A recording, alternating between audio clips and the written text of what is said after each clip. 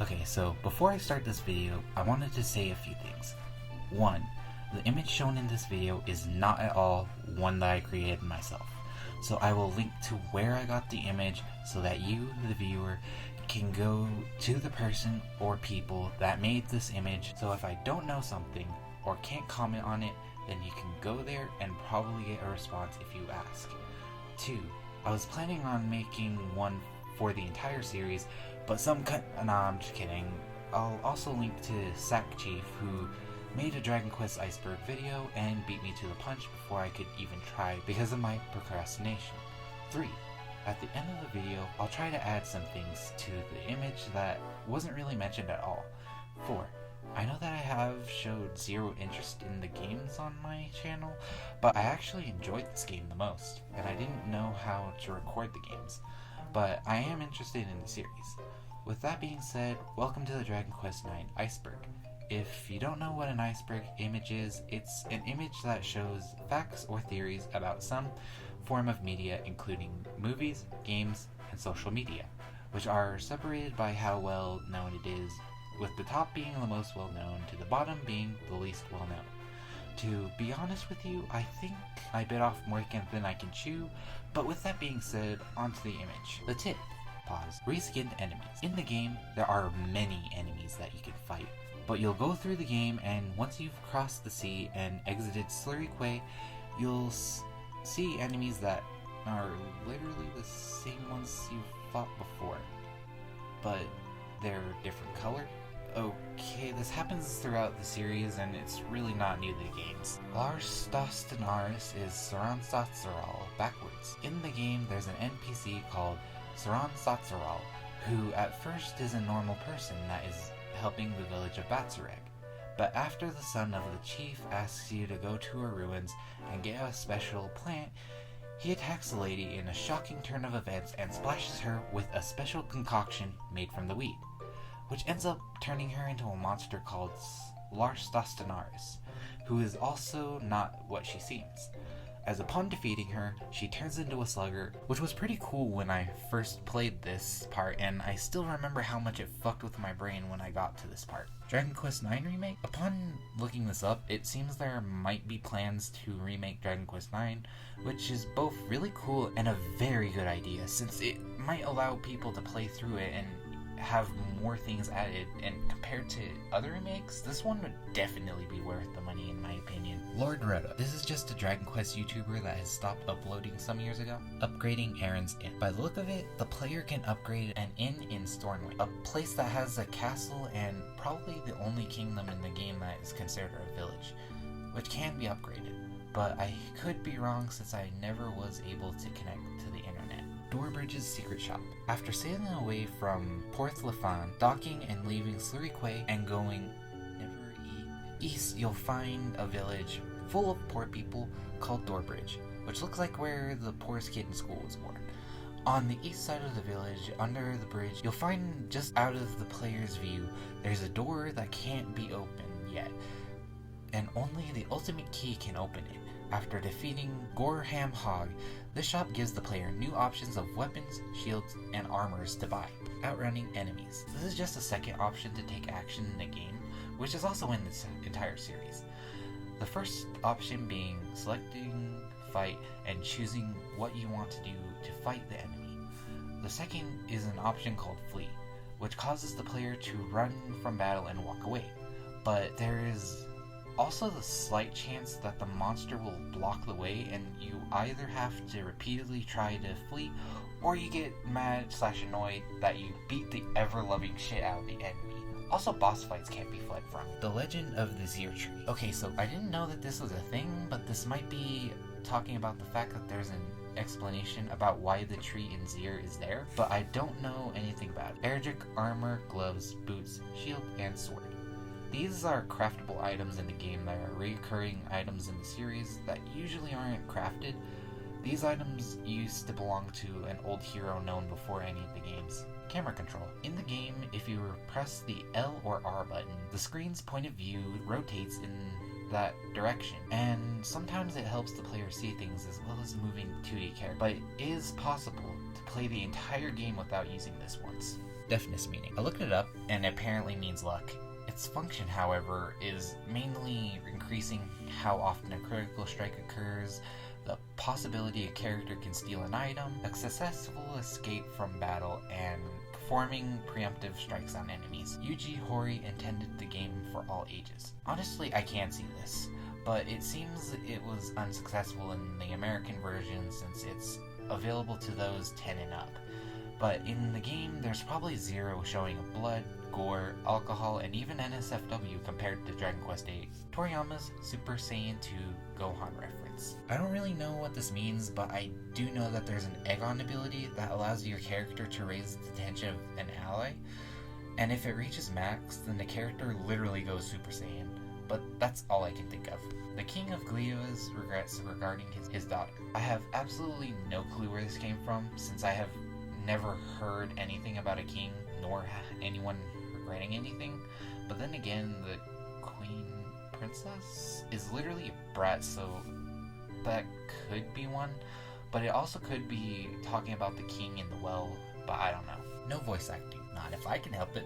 Nah, but seriously, the reason this is on here is because the 8th game had voice acting, but this one doesn't. Why can't the church resurrect non-party members? In a town called Coffinwell, you encounter a village that's infected with a plague. Ironic considering current situations. Anyway, you end up investigating this disease and come across a lady named Katarina. Anyway, she treats you as though you're her own child, and she has a husband named Dr. Fleming. And you team up with him to cure the town, and once he has, he goes to his house and sees that Katarina has literally died in her sleep because apparently she was infected with the disease, hid it for some reason, and ended up dying in her fucking sleep. TLDR, she is buried and we have to cheer up Dr. Fleming. Okay, this death was just so upsetting because of the way she treats the player, and when this happened, as I played through this when I was about 9 or 10, I was casting Zing so many times thinking she would just arise and be all fine, or the priest of the church would bring her back. But no, nothing happens. She died. But this entry alone could bring many theories as to why this is. My theory is that fate or something higher than the Almighty chooses those that die and those that can be revived, which could explain why Zing has a 50% chance of working. Either that or the dude literally said, I'll do it later. Bridge of Doom is hidden on the map. Not sure if this is true, but probably something that was overlooked. I think I remember something about this, although I might have to investigate this more. No orchestral music, but tries to sound orchestral. Tries? More like it succeeds. When I was younger, I thought that the music sounded like orchestral music. I mean, listen to this. See? Literally, the only way I found out it wasn't orchestral was when my orchestra teacher told me it wasn't. Assign colors to party members. This is just what it means. Apparently you can assign a character to a specific color. What's interesting though is that the color of the character's default shirt will be the same color as well. Zira comes before Stornway in the Zoom location menu. There's a spell given to the main character called Zoom, which is just a free chimera wing. You choose locations that you want to go to that you've visited before, but Zir is before Stornway. Why is this a problem? Well, you canonically go to Zir after you go to Stornway, and no matter how you go to these locations, Zir always comes before Stornway. This might imply that before the release, the player was intended to go to Zir first, but something happened and they ended up forgetting to fix the order they appeared in. This also can be annoying sometimes, since the player could end up pressing the wrong location and going to the wrong place, but for me it hasn't. Stornway's secret shop. I think this refers to the fact that when you go to Stornway after being Corvus, you find another person in this weapon shop who sells better armor and weapons that can also be used by different vocations, like Armamentalists, Gladiator, Sage, etc. Corvus' gravestone. This could be talking about the fact Corvus has a gravestone even though he isn't dead, but I can't remember this. Mason's backstory. After going to Doorbridge, the player has two paths to choose to go down: northeast or southwest. Southwest leads to a town where you can obtain a boat that you can control, while heading northeast you can reach a dungeon where you have to climb up to the top while fighting monsters on the way. Once at the top, the player will find a Zir, but everything's gray and looks like stones? Is this right? Did the game pull the reskinned enemies on us?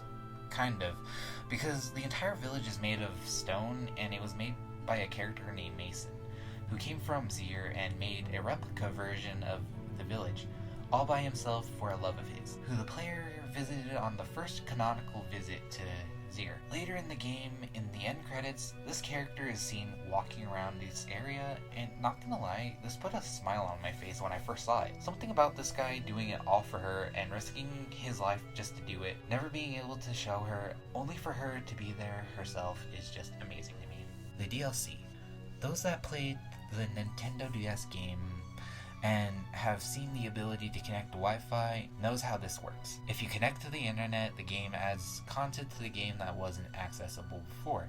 Spoilers, but these range from Aquila being a playable character to a new boss sleeping on a tower, Coup de Grace. I probably butchered the hell out of that, but it's basically a special ability that the player has the option to choose during battle, and if not chosen at all, it will disappear. This ability can either be useful or useless depending on the vocation of the character. For example, a Minstrel has the ability to parry or counter any attack the enemy attempts on them. A warrior calls upon the power to have got an enemy on their side. A priest can sing a prayer because they know you're fucked and need to boost morale by healing the party. And the list goes on. Legacy bosses. It appears that this entry refers to the proto bosses in the game that allow players to fight the final boss from other games, like Domagus in Dragon Quest VIII, Zaro the Manslayer, or Zaro from Dragon Quest IV, Baramos from I don't know which game, but I think the third game, and probably 5 others. Bad Badger 888. This is just another Dragon Quest YouTuber who has also stopped uploading a few years ago. Dragon Quest IX inspired Street Pass. I would say this isn't true, but it appears that it possibly could be true, since there's an interview from Hideki Kono, the person that was the producer of the 3DS itself, who stated that it was Dragon Quest IX's success that inspired tag mode, which was what allowed people to trade maps in the game. However, there was another game that possibly contributed, Nintendogs, but it could be that both games had some influence. Multiple save files planned. This talks about the fact that older games had 2 or more save files, but on Wikipedia it states Dragon Quest IX was designed to be the hardest Dragon Quest game yet. The rationale is that the developers said people can always find information on the internet. Like, that's part of the game experience. In addition, the game has only 1 save slot. Ryutaro Ichimura, producer of Dragon Quest IX, clarified the reason, explaining that there is not enough space on the system, given the amount of freedom the game allows. Instead, the extra slot is used for a backup in case of battery failure, which explains the reason why it only has 1 save slot. Also, I'll explain my rationale for believing this later, even though it's a Wikipedia. Hey, so this is getting pretty long, and I don't think I'll be able to finish it without getting everything into different parts, and instead I plan on uploading a full version that will work as a way to clarify anything that is missing or anything I didn't know, and maybe even use my own footage to show things better. With that being said, I hope you enjoyed part 1 out of 5 of the Dragon Quest IX Iceberg.